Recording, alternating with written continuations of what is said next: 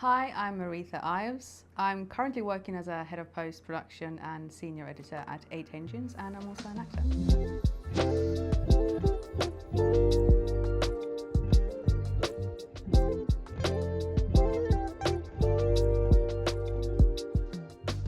The endless opportunities to play. I love that it allows me to observe. And I think thirdly, editing allows me to delve into the abstract, the visceral, this sort of more poetic and deeper inner world of myself, but also other human beings.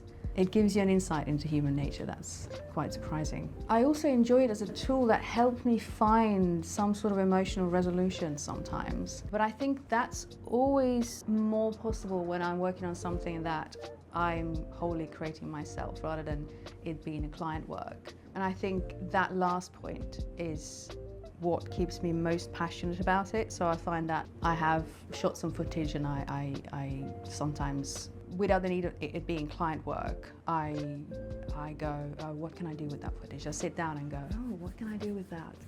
Is there something I can find in here? What can I create with it? But it's a need for me to perhaps create something I want to see, or perhaps I'm using this project or footage to resolve something. I think it's a nice tool for that, and in a way that brings me back to play, possibility with playing with your elements.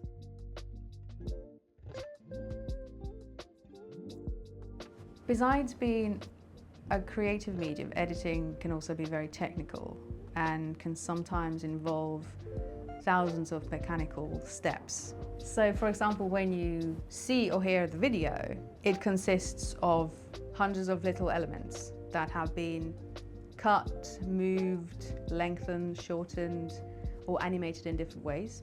So to make the workflow more efficient, we want to minimize the amount of mechanical steps that we have to make in order to execute a creative idea and maximize the time that we can spend on creativity and play. And that's where shortcuts come in really handy. Editing can be most laborious during the early stages of a project where we are going through all our material and identifying the best content. So for me personally, the most important shortcuts are actually the ones that help me make this early stage process most efficient. So these are things like cut, ripple delete, speed listening, markers, in and out points. And another group of shortcuts that I use a lot daily are the sort of shortcuts that help me navigate an interface really quickly.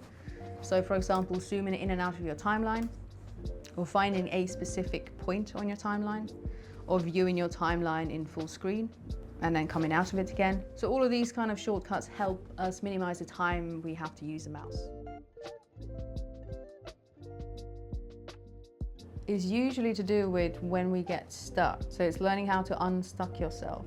And I think this is something that everybody has to find out about themselves, because it might be to do with something like how we process the information, how we break down information personally, how our brains work, and what inspires us. So for example, for myself, if I'm stuck on a narrative, first thing I try is taking a break from it. Having time away from it really usually helps me to obtain a new perspective, come back with a fresh pair of eyes. You might want to go for a walk and listen to the audio, listen to the narrative rather than looking at the screen. Or you might want to work on paper. I think it also depends on whether the problem is cognitive, so are you lacking attention? Are you struggling with attention levels, for example? Or is it something to do with a narrative where you're struggling to find the right flow with the narrative? I think the work here is for you to observe yourself in process and try to understand what helps yourself.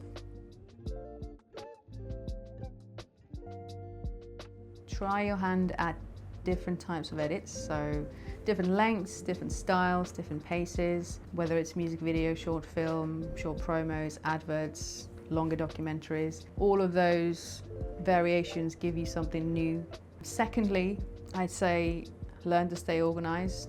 This is what you will absolutely need, and if it's something that doesn't come easily for you, learn to do it. You will save so much time knowing where your files are, knowing where content is, having good work ethic when it comes to file management. I'd also say, thirdly, if you struggle with this, learn to not take feedback personally. It's just part of the creative process. Learn to become a good listener, because your job as an editor is to understand and to make sense of things, to break down information, to read between the lines. Sometimes you have to be a little bit of a detective as well. So learn to listen, learn to understand, be open to the information.